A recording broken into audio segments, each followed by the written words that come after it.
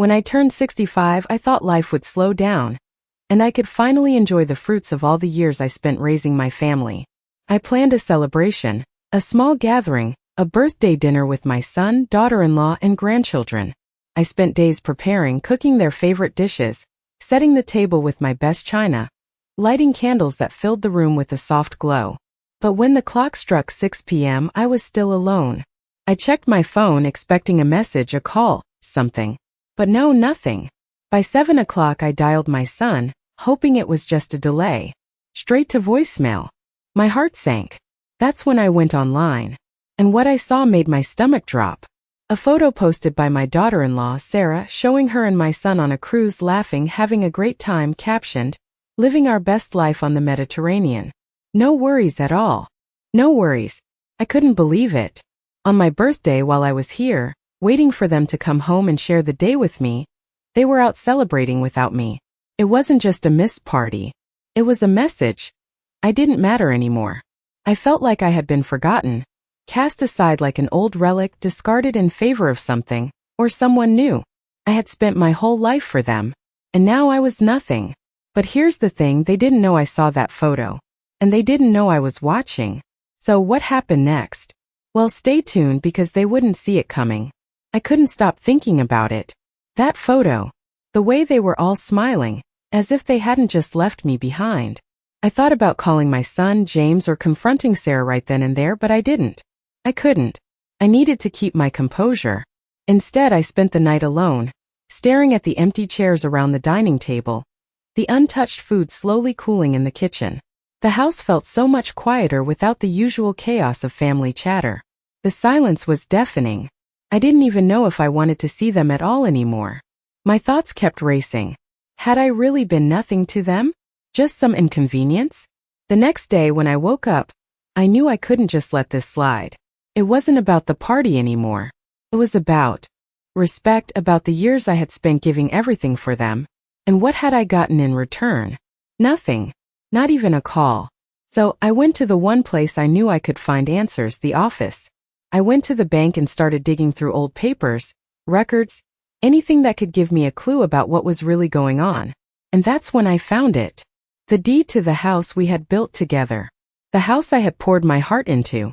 The house that I thought was mine. It was under James's name now. But Sarah's name was on the documents too, as if she had the right to everything I had worked for. I couldn't breathe. How long had this been going on? How long had they been planning this? I started asking myself if I had missed the signs all these years. It wasn't just that moment. It wasn't just the birthday party or the cruise. It was everything leading up to it. The subtle changes. The way James had stopped calling as much. The way Sarah would always find reasons to avoid me. And how I felt like I was slowly being erased from their lives. I started thinking about all the things I had done for them, all the sacrifices, all the love I had given. And for what? I was just another inconvenience to them. But that was going to change. I was going to fight for what was mine. I wasn't going to let them steal it all away without a fight. It wasn't just the house. It was my dignity. And I was done letting them walk all over me. I spent the next few days feeling like I was walking through a fog. I couldn't shake the feeling of betrayal. It wasn't just about the house, it wasn't even about the party. It was the years of subtle neglect that had built up over time. James, my son, had always been my pride and joy. I had given him everything. And Sarah, she was like a daughter to me, or so I thought. I didn't understand how everything had changed so quickly, so drastically. Every time I tried to talk to James, there was always something more important than me. The business, his meetings, Sarah. It was as if I was no longer even part of his life. The man I raised, the man I loved, had become a stranger. But it wasn't until I found the documents that I realized just how far they had gone to cut me out. The realization hit me hard. They weren't just distancing themselves, they were preparing to take everything I had worked for. I had to act. I couldn't just let it go. I knew I had to confront James, but not yet. Not until I had all the facts. I needed proof, something concrete. So I did what I had to do. I hired a lawyer. A small, discreet firm. The kind of firm that could help me understand my legal options without drawing attention. I didn't want to make waves just yet. I needed to be calm, to have everything in place. The lawyer assured me that I had every right to fight for the house, to protect my assets. But he also warned me, this wouldn't be easy. I had to be ready. It was then that I realized just how deep this betrayal ran. It wasn't just a family rift. It was a business move, a calculated attempt to strip me of my security, my home, everything I had built. But I wasn't going to back down. No one had the right to take that from me. Not my son, not my daughter-in-law. I had worked too hard. I had sacrificed too much. And it wasn't just about the house anymore. It was about respect. It was about standing up for myself. I couldn't let them win. I had to show them that I wasn't going to be silenced. So I waited. I waited until I had everything in place. And then I knew it was time to confront them. The tables were about to turn. I could feel the weight of the moment as I drove to their house. My hands were gripping the steering wheel a little tighter than usual, my mind racing with everything I had planned. I had all the documents ready, the lawyer's advice fresh in my mind, and a quiet resolve that was slowly growing into something stronger. I wasn't going to let them continue to walk all over me. It was time to confront them. As I parked in the driveway, I saw their car already in the garage. James's sleek SUV, his pride and joy, stood there like a reminder of how much he had changed. Sarah's car, smaller but just as polished, sat next to it. I took a deep breath and stepped out of the car. The house looked the same, immaculate like always. The flowers in the garden were still in bloom, the porch light still on as if welcoming me back. But the warmth I had once felt here was long gone. I knocked on the door and waited, trying to steady my breath. I knew this would be hard, but it had to be done. Sarah answered, her smile faltering as soon as she saw me standing there. "Mom, what are you doing here?" she asked, a hint of irritation in her voice. I took a moment to collect myself before speaking. "I think we need to talk," I said, my voice steady. James appeared in the hallway behind her, his face unreadable. "About what?" he asked, his tone cold. I didn't flinch. "About what you and Sarah have been doing. About the house. About everything." Sarah's face tightened, and I saw her eyes dart nervously toward James. She knew exactly what I was talking about, but I wasn't going to let them play dumb. Not anymore. "I know about the documents," I continued, pulling the folder from my bag and handing it to James. "I know you've changed everything without my knowledge. The house is in your name now, but I have a right to it, and I'm not going to let you take it from me." There was a long silence. I could see the panic rising in Sarah's eyes, but James remained stoic. He opened the folder, glanced at the papers, and then looked back at me. "What do you want me to do with this?" he asked, his voice flat. "I want you to fix it," I said, my voice unwavering. "I want you to undo everything you've done, and I want you to respect me. I've given you everything, James, and this is how you repay me." James seemed to hesitate for a moment, but then his expression hardened. "It's not that simple, Mom. You don't understand." "I understand more than you think," I replied. "You don't get to take what's mine and pretend it's not a big deal. I want what's rightfully mine, and I'm not leaving until I get it." The silence stretched between us, thick and heavy. Sarah shifted uncomfortably, but I didn't back down. This was it. This was the moment where everything would change. I was done being the quiet, forgotten mother. I was ready to fight for what was mine, and I wasn't going to stop until I got it. I could see the shift in their demeanor, but it wasn't what I had expected. Sarah's face twisted in frustration, while James still kept his cool, but there was something in his eyes that flickered for a second. Guilt? Maybe. But whatever it was, I wasn't backing down now. "You've made a mistake, James," I said, keeping my voice even. "And I'm not going to let you sweep this under the rug. Not this time." Sarah stepped forward, her arms crossed tightly across her chest. "Mom, you don't understand. We've been trying to take care of everything. You're not in a position to handle this house anymore," she said, her tone condescending. The words stung more than they should have. Trying to take care of me? I had taken care of them, raised them, sacrificed for them. And now they were telling me I couldn't take care of myself? It was beyond insulting. "No, Sarah," I said, not backing down. "What you're doing is not taking care of me. You're trying to take everything I've worked for. This is my home. This is where I've lived, where I raised James. And I'm not going to let you take that from me." James's eyes darted to Sarah, and for a moment, I could see the flicker of hesitation. He didn't want this. Not really. But Sarah was always the one pulling the strings. She had him wrapped around her finger. You don't understand, Mom, James said, his voice softer now but still firm. The upkeep of this house, it's just too much. You don't have the energy anymore. I could feel my blood boil. Too much? You think I can't manage my own house? I've been managing it for over 30 years. I've taken care of everything here. It's not about that, Sarah interrupted, her voice sharp. It's about practicality. You're just too old to keep up with this. We're just trying to make things easier for everyone. She was so smooth with her words, so careful with her manipulation. But I wasn't buying it. Not anymore. If this is about practicality, why don't you talk to me like an adult? I asked, my voice rising. I've given you both everything. And now you want to kick me out of my own home. I paused, taking a breath, the anger simmering below the surface. I'm not going anywhere. This is my home, and I won't let you take it from me. I've put up with your games for far too long. Sarah stood there, seething, her face flushed with anger, but she didn't say anything. She knew I was right. James looked at me, but his expression was unreadable. You really want to fight about this? He asked. Do you want to tear this family apart? The question was aimed to make me feel guilty, but I wouldn't let it. I shook my head. No, James. You and Sarah have already torn it apart. I'm just trying to put the pieces back together. If that means standing up for myself, then that's what I'll do. The silence stretched out thick and heavy. Neither of them knew how to respond. I wasn't asking for permission anymore. I wasn't asking for their approval. I was taking control of my own life again. And if they couldn't handle it, that was on them, not me. I could feel the tension hanging in the air as I stared at James and Sarah. The anger I had been holding in for so long was finally bubbling up to the surface, but I knew I couldn't let it consume me. This was my moment. I had to stand my ground no matter how uncomfortable it was. Sarah, as usual, was the first to break the silence. You're being unreasonable, Mom. You can't keep living in this house by yourself. It's not practical. Her voice was dripping with faux sweetness, the kind that always made me feel like I was the problem, the burden. But I wasn't buying it anymore.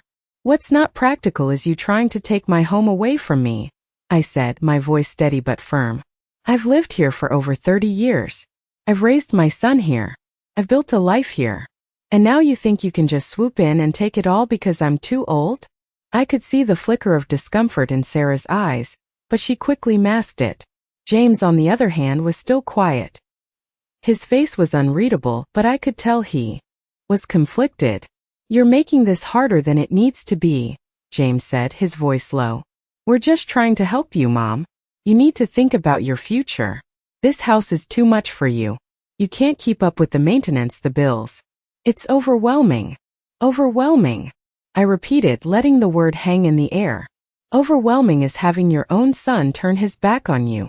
Overwhelming is watching the people you've cared for your whole life treat you like you don't matter anymore. There was a pause.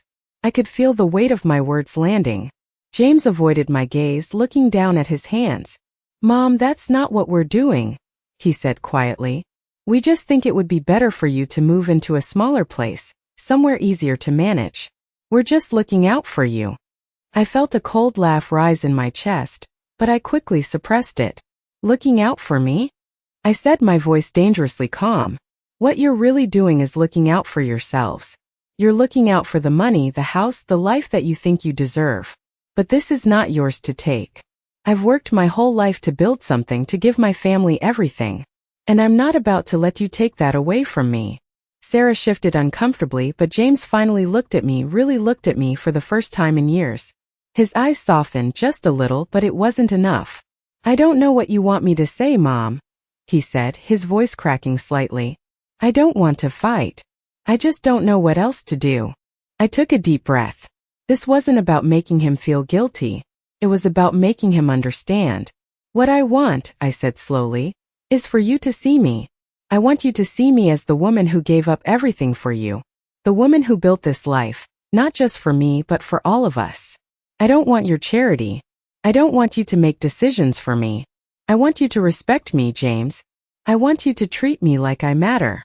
There was another long silence, and for a moment, I thought he might finally get it. But then Sarah spoke again, her voice sharp. You're not being fair, Mom. You don't understand what's at stake here. Oh, I understand, I said, my voice cold now. I understand exactly what's at stake. What's at stake is my dignity, my home, and my right to live my life without being treated like a burden. And I will fight for that, Sarah. I will fight until the very end. The tension in the room was unbearable. Sarah and James stood there, both staring at me, but their eyes were different now. There was something in their gaze that wasn't there before. Guilt maybe, or maybe it was fear. But it didn't matter. I wasn't going to back down. I had spent too many years allowing them to walk all over me, and I was done with it. I was ready to take control of my own life. I want you both to understand something, I said, my voice steady. I didn't raise you to be selfish. I didn't teach you to disregard the people who cared for you. Sarah opened her mouth to say something, but I cut her off. No, I said, holding up a hand. Let me finish. I'm not just talking about the house. I'm talking about the way you've treated me for years. The way you've pushed me aside like I don't matter anymore. I've been here supporting you both through everything. And this is how you repay me. Sarah looked taken aback, but James looked almost sad. I could see the conflict in his eyes, but it wasn't enough. Not anymore. You think you're doing the right thing, don't you? I continued. You think I can't handle this, that I'm too old, too frail. But you're wrong. I'm not weak. I'm not some fragile old woman you can push around. I am your mother, and I deserve your respect. There was silence for a moment. I could hear my own breath, steady but heavy. James shifted on his feet, his eyes still locked on me. I never meant for things to get like this, Mom, he said quietly. I never wanted to hurt you. The words were soft, but they hit me like a ton of bricks. Then why did you do it, James? I asked, my voice barely a whisper. Why let Sarah push me out? Why let her take everything? James opened his mouth to respond, but nothing came out. He was speechless, and for the first time in a long time I could see he was actually listening. I didn't give him a chance to speak. I'm not asking you for permission anymore, I said. I'm not going to beg for my own life. You want the house? Fine. But I'm not going anywhere without a fight. I felt the weight of those words sink in. This wasn't just about the house, it was about my dignity, my self-worth. It was about reclaiming my life. Sarah looked like she was about to say something, but I held up my hand again. And don't even think about trying to play the victim here, Sarah, I said, my tone cold. You're just as much a part of this as James is. You've been manipulating him, pulling the strings, and I'm done letting you control everything. She stepped back, her face a mixture of surprise and anger. You don't know what you're talking about, she spat. But I wasn't fazed. I know exactly what I'm talking about, I said firmly. I've been living it for years. The room felt smaller now, the silence suffocating. James was still standing there, his face blank. He wasn't looking at me the way he used to. It was as if he was seeing me for the first time. But I wasn't going to wait for his approval anymore. I'm going to make sure this doesn't happen again, I said, standing taller, feeling stronger. And if you think I'm just going to let you take everything from me, you've got another thing coming. The silence between us lingered. But this time it was different. It wasn't the heavy silence of tension anymore. It was the kind of silence that came with realization, with understanding. James looked at me, really looked at me for what felt like the first time in years. He seemed to be weighing something in his mind, his usual indifference fading into something else, something resembling guilt, maybe even regret. But I wasn't going to wait around for him to figure it out. I wasn't going to wait for him to make the right choice. I had already made mine. I'm not asking you to agree with me, James, I said, my voice calm but firm. I'm not asking for your approval. I'm asking for respect. I've spent my whole life giving everything for this family. For you. And I deserve that in return. Sarah, standing behind him, opened her mouth to say something, but I raised my hand again, silencing her. Not another word from you, Sarah, I said. She froze, her face flushed with anger, but she kept quiet. James, on the other hand, took a deep breath and lowered his gaze. I never meant for it to go this far, he said quietly. I didn't realize how much it was hurting you. Then you should have listened, I replied. You should have noticed the signs before it got this bad. I've been giving you all the chances in the world to do the right thing, And you've just ignored me. James shifted, looking at the floor as if trying to find the right words. I know I've failed you, Mom, he said. But I can't change what's already been done. I can't undo all the damage. You're right, I said, nodding. You can't undo it. But you can start over. You can make things right from here on out. For the first time I saw a flicker of something in James's eyes. A glimmer of hope, maybe. But I wasn't going to let him off the hook that easily. I don't want your pity, James, I said. I don't want you to fix this because you feel bad. I want you to fix it because you know it's the right thing to do. You need to earn back my trust. And you need to show me that you care, not just about the house or your money, but about me. Because if you can't do that, then there's nothing left to fix. The room was quiet again, but this time it was the kind of quiet that meant something. James nodded slowly, his eyes still on the floor. I'll do whatever it takes, Mom, he said. I'll make it right. Good, I replied. But you'll have to prove it. And not with empty promises. Not with excuses. You'll have to show me that you're truly sorry, that you understand what you've done. Sarah, who had been quiet the entire time, finally spoke up. This isn't just about the house, is it? She said, her voice cold. You're angry because we've been taking everything from you. I didn't look at her, but I could feel her eyes on me. No, Sarah, I said, turning to face her. It's not just about the house. It's about respect. It's about the years I spent giving everything for this family. And I won't let you take that from me. She didn't say anything after that, and I could tell she was still processing what I had said. I turned back to James, who was standing there, looking like he was still coming to terms with everything. I don't need you to fix everything at once, I said. I just need you to start by showing me that you care. Start by showing me that you're willing to put in the work to fix this. And if you can do that, then we can move forward. But if not, then we're done. James nodded again, his face more serious now. I understand, he said. I'll start doing better. I promise. It wasn't the answer I was hoping for, but it was a start. A small one. And that was enough for now. I knew there was still a long road ahead. But for the first time in a long time, I felt like there was hope. Maybe things could be fixed. Maybe we could heal. But it was going to take time. And I was ready for that fight. As the weeks went by, I watched James slowly start to change. It wasn't an overnight transformation, and I wasn't naive enough to believe that things would just go back to the way they were. But he started calling more, stopping by to check on me, and asking how I was doing. Sarah, on the other hand, didn't change much. She was still cold, still distant, but I could tell that James's shift was starting to make her uneasy. She wasn't used to him questioning her actions, and that discomfort was the first sign that maybe, just maybe, things were starting to shift. One afternoon, James came over to the house, this time without Sarah. He sat down at the kitchen table across from me, his eyes searching mine. I've been thinking, he began, his voice steady but filled with uncertainty. You were right, Mom. I've been so wrapped up in everything. I never stopped to think about how you felt. I don't know what I was thinking, but I promise I won't make those mistakes again. I didn't know what to say. It wasn't that I didn't believe him, I could see the sincerity in his eyes. But I also knew it would take time for him to really prove it. I'm glad you're finally seeing things clearly, I said quietly. But it's going to take more than words. You've been distant for so long, James. You can't just expect everything to be okay after one conversation. He nodded, his shoulders slumping. I know. I'm ready to do whatever it takes. I want to make it right, even if it takes time. We sat in silence for a moment, the weight of the conversation settling between us. It wasn't an easy fix, and I wasn't sure if things would ever be the same. But for the first time in a long time, I felt like there was hope.